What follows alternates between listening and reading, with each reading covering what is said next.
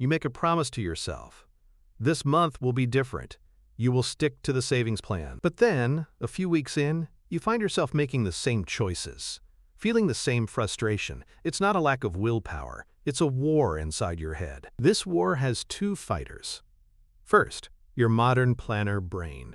It's the logical, future-oriented part of you that understands compound interest and retirement goals.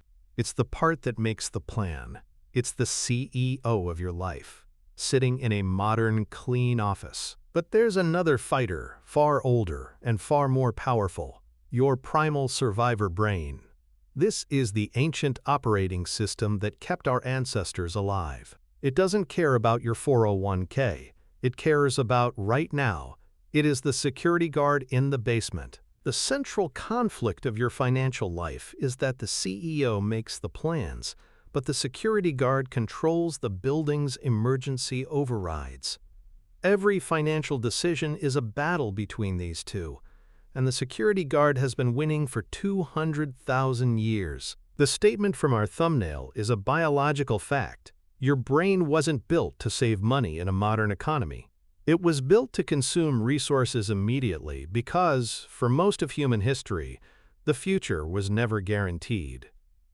Saving was a fatal risk. So, the reason you feel that internal struggle is because you are running ancient software in a modern world. It's a system glitch. And to fix it, you first need to understand the survivor's very simple, very powerful logic. The primal brain operates on a principle psychologists call hyperbolic discounting. This is a fancy term for a simple rule. A reward right now is always better than a bigger reward later. It massively overvalues the present and discounts the future. To your primal brain, that $500 in your retirement account 30 years from now might as well be imaginary. It's an abstract concept. But that $50 dinner tonight, that is real. It's tangible. It's a guaranteed survival resource. This isn't a flaw. It was a feature. If a hunter-gatherer found a berry bush, the logical thing was to eat all the berries now. Leaving them for tomorrow meant another animal might get them, or they might rot. Hoarding was illogical. Your brain releases dopamine, the pleasure chemical, when you get an immediate reward. Spending money on something you want right now is a direct hit of dopamine. Saving money, on the other hand, often feels like a loss, triggering a feeling of anxiety. So when your modern brain says, "Let's save for the future," your primal brain hears, "Let's starve ourselves now for an imaginary benefit that may never come." And it pulls the emergency brake, flooding you with the impulse to seek immediate comfort. This explains why telling yourself to just be more disciplined is like shouting at a computer to fix its own code. It doesn't work. You can't fight this ancient drive with logic alone. You have to negotiate with it. The negotiation begins by understanding you cannot win by force. You must trick, bribe, and automate your way around the primal brain's impulses. Our first technique is to remove the choice entirely through automation. The survivor can't veto a decision it never sees. Set up an automatic transfer from your checking to your savings or investment account the day you get paid. By the time you check your balance, the money is already gone. You have paid your future self first, removing the temptation for your primal brain. Second, you must bribe the survivor. You need to create immediate, positive feelings associated with saving.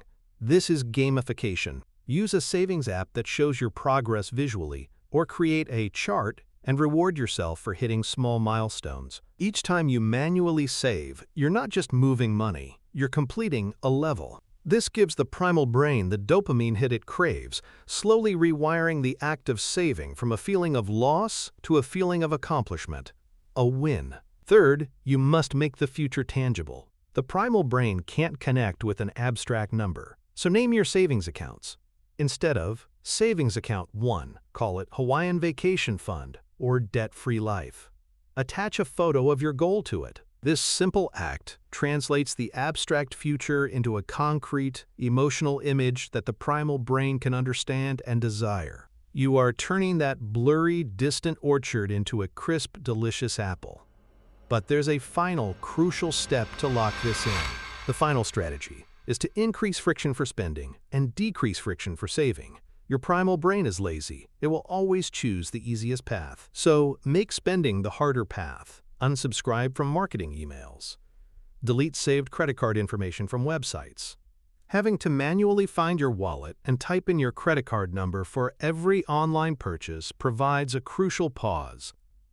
This decision gap gives your modern planner brain a moment to intervene and ask, do I really need this? Conversely, make saving effortless. Put a savings app on your phone's home screen. Set up roundup features that automatically save your spare change. Each saved transaction is a small, easy win that reinforces the new habit. By combining these methods, automation, gamification, tangible goals, and friction, you are not fighting your primal instincts. You are honoring them. You are building a system where your brain's natural tendencies start working for you, not against you. You are shifting from a battlefield to a negotiation table. You acknowledge the survivor's need for immediate reward and security, and you provide it in a way that aligns with the planner's long-term vision. This is the foundation of financial peace of mind. Understanding this glitch is the key to stopping the cycle of self-sabotage. But this addresses the big, conscious decisions. What about the small, unconscious choices we make every day? The ones that seem too small to matter, but reveal a much deeper program. So, we've revealed the ancient glitch.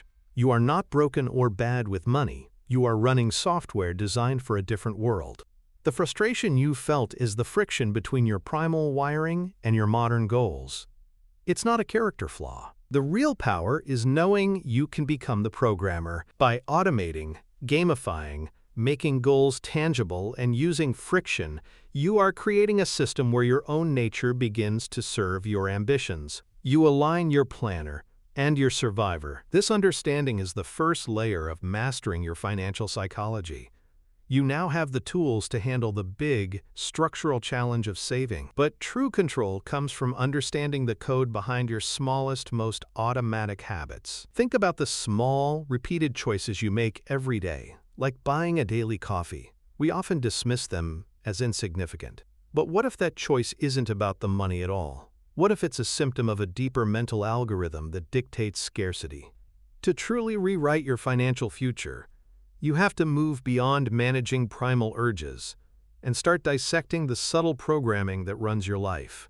That is exactly what we deconstruct in the video you see on your screen right now. If you're ready to stop looking at the symptoms and start reprogramming the cause, click on the video on the left. It's time to expose the hidden logic that truly controls your financial destiny. I'll see you there.